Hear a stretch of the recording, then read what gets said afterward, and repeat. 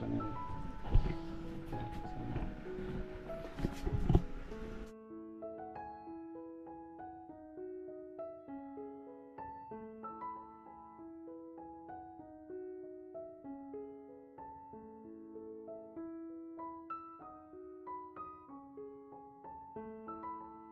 Kumusta na po yung nararamdaman nyo, nanay? Ganun pa rin po. Dalawang mandinig ko. Kumusta na po si nanay, tay? Ganun pa rin po. Talagang yung katawan niya, lalo masakit, yung iniinda niya. Tapos yung halos pag dumi niya, hirapan. Tapos yun, pagkain niya, medyo okay naman ng konti. Kaya lang talagang lalo sa gabi, minsan dumadaing siya, halos hindi magtulog. Nakakakit talaga siya ng sakit ng katawan niya. Kaya yung hirap siya sa yung sa may niya liig, hindi siya halos makagalaw. Kaya nga ginagawa ko pag hindi ko makalayo sa kanya dahil maya pag tumagilid siya, kailangan tulungan ko pa.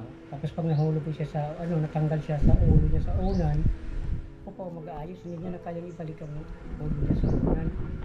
Wala na siyang lakas na natitira. Po, kami nga di po na grabe din yung awa namin kay nanay kasi ganito po yung kalagayan ni nanay. Halos na po gano'n.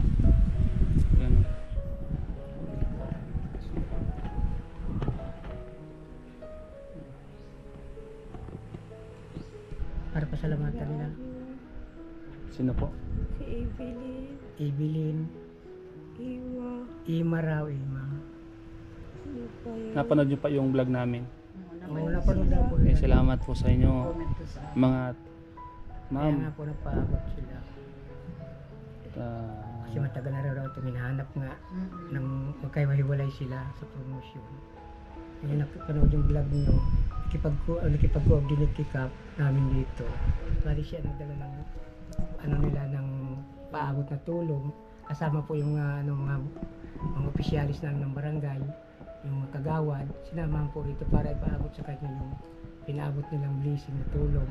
Mula po nga sa pagkabutihan loob ng pagbablog nyo, nakarating po sa kanila at nantig naman puso nila. Yan po po. Kaya hinahanap po nila talaga na makapagbigay ng tulong. salamat po sa kanila, tay. Opo, nagpapasalamat. Hindi nga po ako nagpapasalamat sa kanila. Gawa na po sila po talaga nag-usap-usap. Kaya kung pumasawa niya, hindi na nakapagpasalamat sa kanila sa binigay nilang blessing at tulong dito. Sabi ko nga po, kung ito po pa, mabait po talaga sila daw ito si ate nila. Kasi siya po ate lahat ate talaga sa kanya.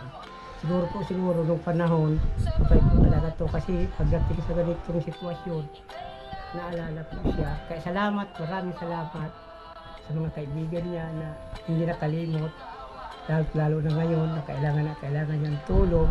Maraming salamat. Panginoon na nawa ang bahalang magsupi ng iyong kabutihan. Pagpalain kayo at bigyan pa kayo ng maraming biyaya sa mga ginawa niyong kabutihan sa akin. Kaya kayo rin po. Maraming salamat. Pagpalain po nawa kayo ng Panginoon at sabot dalangin ko rin po na yung mga tulong at financial po, makatulong po sa amin at ito po malusugan ng asawa ko. Sana pumaling po. Pray lang po tayo, tatay. Pray lang po tayo palagi. At salamat po sa mga nagpabot po sa inyo ng tulong. And sa mga pumunta po dito. Mas maganda po yung maraming tumutulong at maraming nakakapanood. At maganda po yun at nabanggit po natin dito sa vlog po natin para kahit pa paano may tabot natin sa kanila yung pasalamat po natin. Sana dito sa vlog natin na ito uli, sana may mga makapanood uli na makatulong po sa inyo, kay nanay. Sana mabigyan siya ng mga pagpagamot po itala sa doktor para mas lalo po siyang gumaling po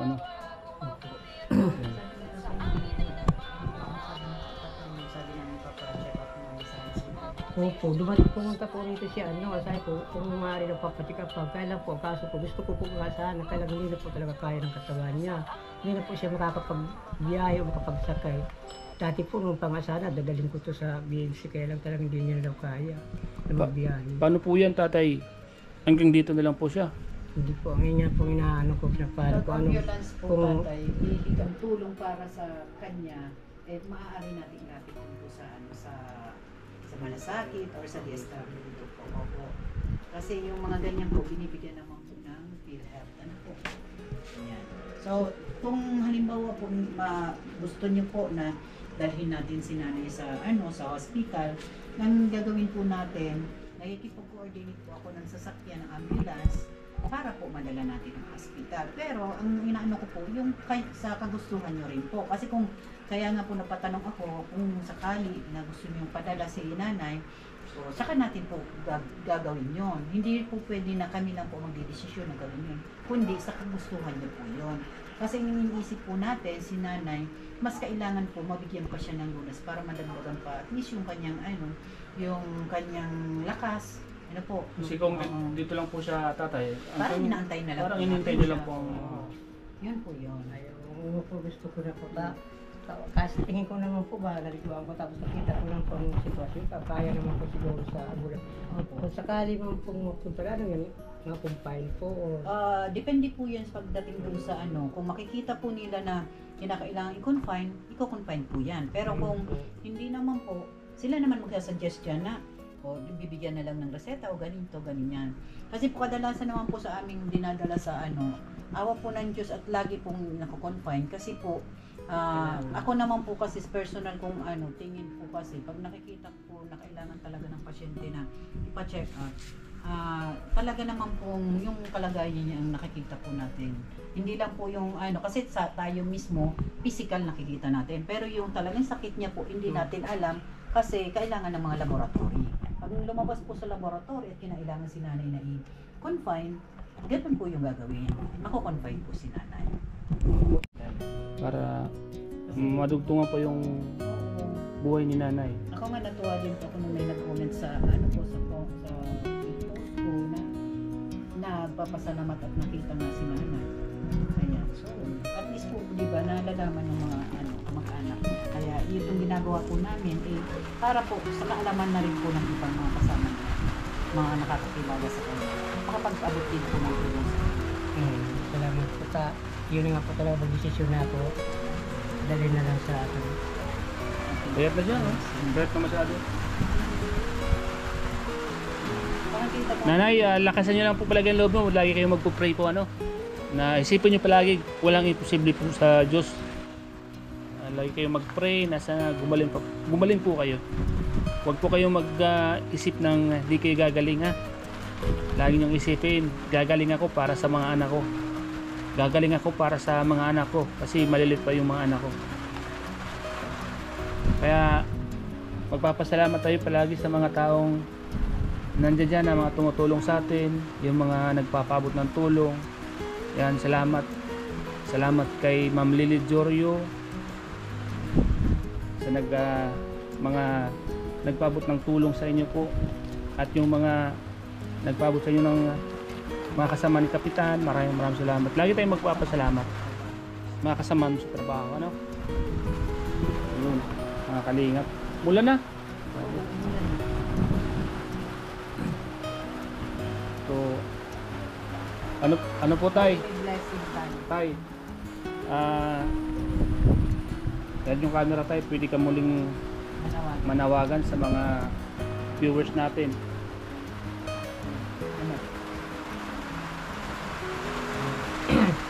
Nangyari sana ako kaya lang talaga sa sitwasyon po namin ngayon talaga mga viewer po talagang kakayaman sa nangyayari po sa amin yan, nangyayari sa atin talagang ako po'y kumakatok sa mga puso sa nangyari po sa asawa kong ito tapos hindi man po ako makapaghanap trabaho dahil sa hindi nga po siya maiwanan kumakatok po sa inyong mga mabuti kalooban at mayroon lang pong may tutulong. Maraming salamat po. Ngayon pa rin na po nagpapasalamat na po.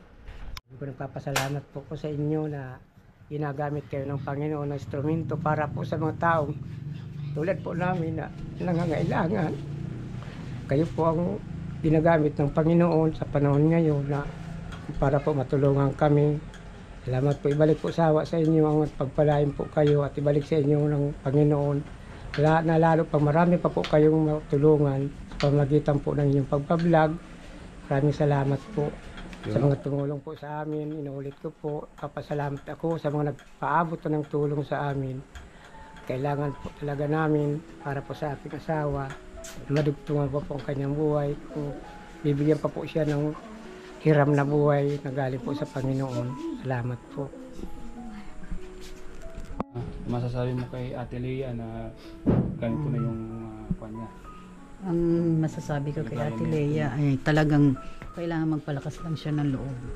Kasi mahirap yung sitwasyon na ganyan. Kaya nga inaano ko talaga kay tatay na kung maaari dalhin pa natin siya sa hospital. Kasi mahirap yung ganito na lang na nandito na lang siya at parang nag-aantay na lang tayo sa kanya. So ayan, at pumayag na si tatay na madala natin sa hospital si nanay. Nanay, payag po kayo na dalhin ka namin sa hospital? Hindi ko na po kaya magpunta doon. Hindi nyo na po kaya. Dadalhin po tayo ng ambulance po ang gagamitin natin, nanay. Ambulance po ang gagamitin natin para hindi po kayo gaano mahirapan. Kasi kung magkukuyumyo, talaga pong mahirap. Pero po pag ambulance po ang gamitin natin, kaya po.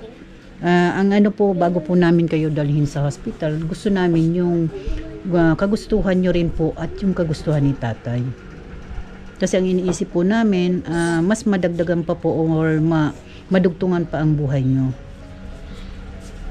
Kaya po ang kailangan lang po namin yung consent nyo na pumapayag po kayo para kami po ay gagawin namin po yung sa tingin namin po dapat pang gawin para sa inyo na matulungan pa po kayo. Kasi sa totoo lang, nanay, nahihirapan po talaga ang loob ko kasi dalawa na po sa akin mga tinutulungan ang talagang namaalam na. Kaya ayoko po na mangyari po yun sa inyo. Kaya yung ako po talaga nandito po ako para gusto ko magawa po yung dapat magawa pa para sa inyo.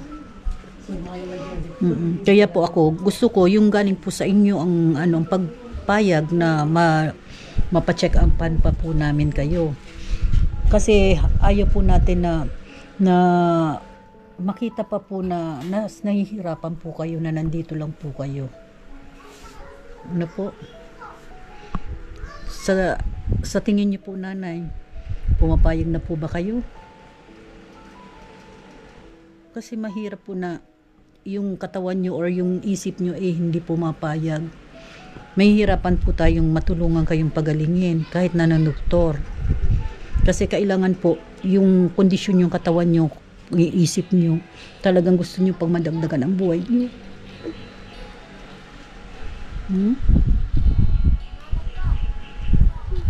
Kaya po kung talagang pumapayag na po kayo, sabihin nyo lang po sa akin at maggagawa po tayo ng paraan para po kayo ay madala namin sa hospital. Ano po? Sabihin nyo po sa asawa nyo para ipaalam sa kanila, maiabot sa akin na pumapayag na po kayo. Ano?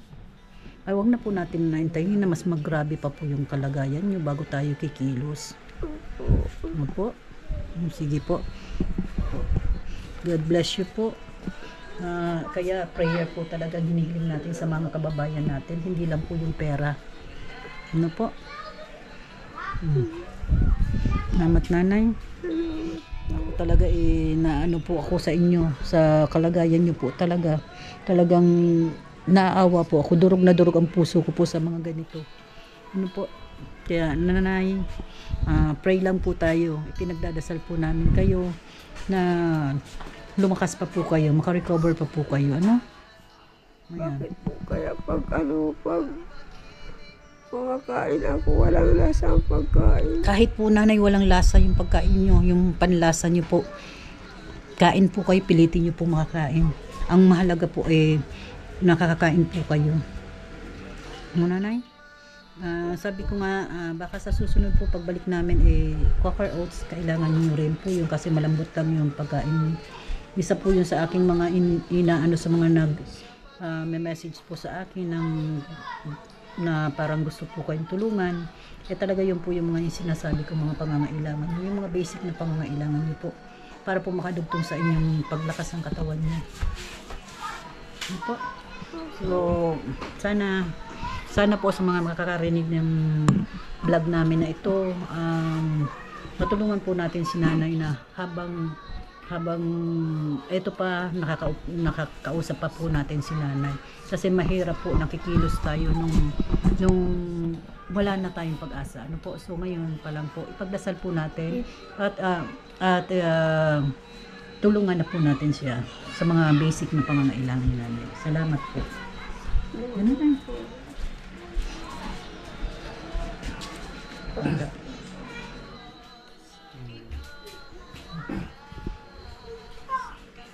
Tagal na po namin talaga ng Starax na gustong balikan kayo. Kami talaga, iisip kami po, sabi namin, bakit kaya ganun? Sabi namin kung kami lang talagang meron lang, mayaman lang kami talaga. Lahat ng aming nakikitan talagang nangangailangan talagang, yung po bang talagang mas mahigit na nangangailangan po. So talagang nandiyan po kami para tumulong.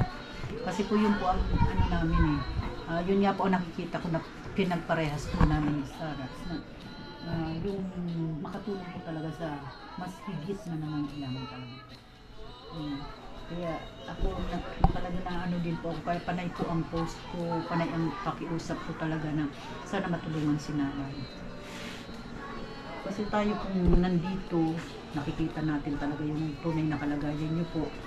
Talagang kami na yung nahihirapan na makitang wala kami magagawa or wala tayong magagawa para sa kanya. Sige na nanay. Sige po, salamat. Pahinga na po kayo para ano? Opo. Pahinga na. Buwas ko lang po ipapunta sa kwarto. Palakas ng loob nanay ha? Opo. Sige po. Tay, salamat po Sige tay. po, salamat. Maraming salamat po. Salamat po tayo. Sa inyo. Tay, salamat po Salamat po. Sige po tay, maawi na po kami tay. Sige po, salamat po sa inyong lahat. Salamat po mga kalingap sa panonood niyo po sa vlog kong ito, mga kalingap. Salamat po kay Kuya Val, kay Ate Edna, kay Kalingap Rab at sa team. Salamat kay Ate Lia, kay Ate Maria, kay Mami Ice and Starax TV po. Salamat po. God bless po.